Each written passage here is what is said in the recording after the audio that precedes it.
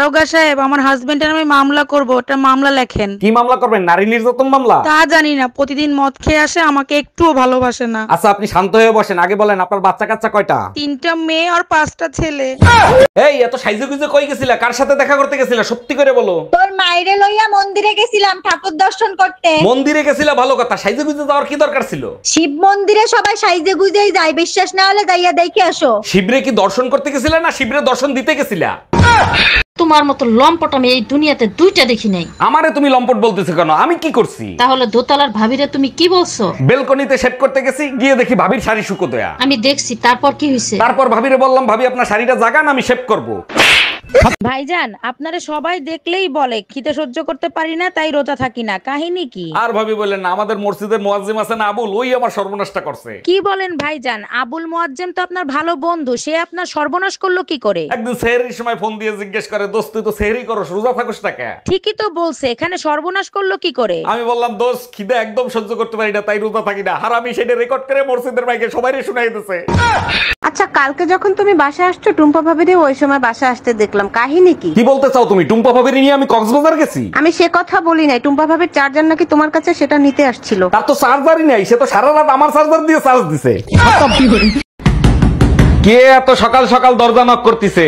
ভাই আমি বাড়িওয়ালি, ঘর ভাড়া নিতে আসছি, ঘর ভাড়া দেন। আরে ভাবি, কি ঘর ভাড়া দিয়েছেন? সারা রাত শুধু ঈদুন নাচে ঘুমাতে পারি না। 1000 টাকার ঘর ভাড়া ঈদুন নাচবে না কি মাধুরী নাচবে? এই কই তুমি আজকে ইফতারিতে বিরিয়ানি খাবা? বিরিয়ানির ব্যবস্থা করব। বলো কি, ইফতারিতে বিরিয়ানি খাওয়াবা? শুনে মনটা ভরে গেল, বানাও। তাইলে তুমি এক কাজ করো, একটা দই আর একটা কোল্ড ড্রিঙ্কস নিয়ে আইসো। শুধু এইটুকুই? 1 মিনিট দাঁড়াও, আমি এক্ষুনি নিয়ে আসতেছি। আচ্ছা শুনো, দই আর কোল্ড ড্রিঙ্কস এর সাথে 2 প্যাকেট বিরিয়ানি নিয়ে আইসো। আচ্ছা ডাক্তার, অপারেশনের পরে কতদিন থাকতে হবে আমার হসপিটালে? যদি আপনার অপারেশন সাকসেসফুল হয় তাহলে 15 দিনের মতন থাকতে হবে। ও মাই গড, বলেন কি? 15 দিন? একটু কম করা যায় না? দোয়া করেন, যদি অপারেশন সাকসেসফুল না হয় তাহলে 1 ঘন্টায় ছেড়ে দেব। আরে ভাবি, কি যে বলেন না, আপনার জন্য তো জান দিয়ে দিতে পারি। ঘরে সুন্দরী বউ তুই আশপাশের ভাবিদের নিয়ে থাকো, তোমার জন্য আমারও নরকে যাইতে হবে। খারাপ কাজ আমি করি, আমি নরকে যাব। তুমি ভালো কাজ করো, তুমি স্বর্গে যাবা। নরকে যাবা কেন? ও আচ্ছা, আমি স্বর্গে যাবো আর তুমি নরকে বসে ভাবিদের নিয়ে ফষ্টি নষ্টি করবা, তাই না? এই শোনো, তুমি সকালবেলা ঘুম থেকে উঠে কি দোয়া করো? আমি একটাই দোয়া করি, আমার মতো বউ জানি সবার ঘরে ঘরে থাকে। বলো কি, তুমি আমাকে এত ভালোবাসো? আরে না, আমি একা অশান্তি কেন করব, সবাই করুক। কি আমি অশান্তি করি? এই হোলির দিনে ঘরে বসে আছো কেন? যাও বাইরে গিয়ে রং খেলে আসো। যাবো না, গতবার ভাবির গালে একটু রং লাগাইছিলাম, তুমি পিটাই আমারে বাংলাদেশের ম্যাপ ছাপাই দিছিলা, তোমার মনে নাই? এইবার যদি ভাবিদের গায়ে রং লাগাও, বাংলাদেশের ম্যাপ না বেলুন দিয়া পিঠাইয়া ইন্ডিয়ার ম্যাপ ছাপাই দেবো। 1000 টাকা দিয়ে যাও তো, পার্লারে যাব আপার লিপ করাতে। আপার লিপস মানে মোস কাটতে যাবা, তার জন্য 1000 টাকা লাগবে? পুরুষ নির্যাতিত হয় কেন জানো? তোমাদের এই মুখের কারণে। সোজা বাংলায় বলবা, সেলুনে যাবো শেভ করতে 1000 টাকা দাও। ডাক্তার, আমার বউ অজ্ঞান হয়ে গেছে, জলদি কিছু করেন। তার আগে বলেন অজ্ঞান হয়েছিল কেন? আজকে বউর জন্মদিন ছিল, বউর নাম তপস্যা, কে লিখে দিছে সমস্যা, তাই দেখে অজ্ঞান হয়ে গেছে। রুগীর বয়স কত? 30 বছর হবে। 30 বছর না, 28 বছর। তারপর বলো, সবে বরাতের রাতে আল্লাহর দরবারে কি চাইলা তুমি? পৃথিবীর সকল মানুষ জানি সুখে শান্তিতে থাকে। আর আমার জন্য আল্লাহর দরবারে কি চাইলা? হে আল্লাহ, এই অশান্তির আগুন থেকে রক্ষা করো আমায়। আমি তোর অশান্তির আগুন। ডাক্তার, আমি আপনার নামে মার্ডার কেসের মামলা দিব। মার্ডার কেসের মামলা দেবেন? আমি কারে মার্ডার করছি? আপনার ওষুধ খেয়ে আমার শাশুড়ি মারা গেছে। ওষুধ কিভাবে খাওয়াইছিলেন? সকালে 1 চামচ, দুপুরে 1 চামচ। আর রাতে ওষুধ খাওয়ার নাই কেন? কেমনে খাওয়াবো? চামচ তো ঘরে 2টাই ছিল। সেই কখন থেকে দেখতেছি তুমি বেল্ট নিয়ে কি গবেষণা করতেছো? বেল্ট আর বিবাহিত পুরুষের ভিতর দারুণ একটা মিল আছে। তাই নাকি? বেল্ট আর বিবাহিত পুরুষের মধ্যে কি মিল খুঁজে পাইলা? বেল্টে ছিদ্র তো অনেকগুলো থাকে, কিন্তু ব্যবহার একটাই করতে হয়।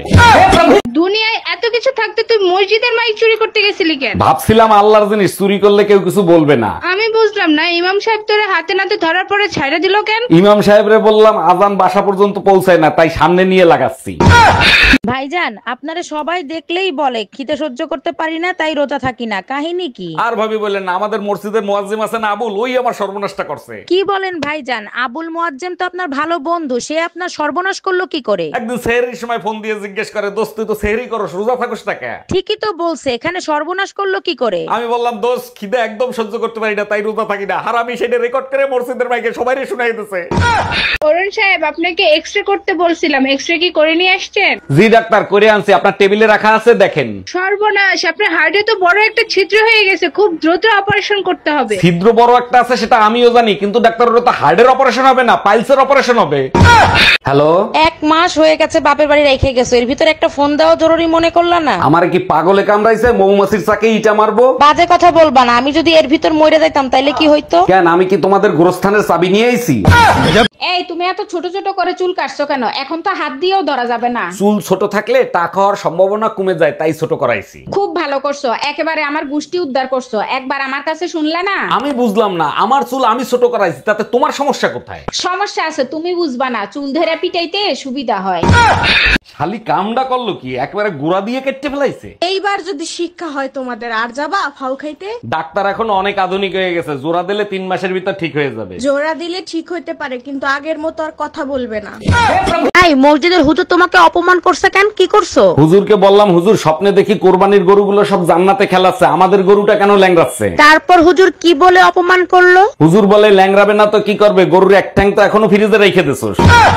দারোগা সাহেব, আমার হাজবেন্ডের আমি মামলা করব, ওটা মামলা লেখেন। কি মামলা করবেন? নারী নির্যাতন মামলা? তা জানি না, প্রতিদিন মদ খেয়ে আসে, আমাকে একটুও ভালোবাসে না। আচ্ছা আপনি শান্ত হয়ে বসেন, আগে বলেন আপনার বাচ্চা কাচ্চা কয়টা? 3টা মেয়ে আর 5টা ছেলে।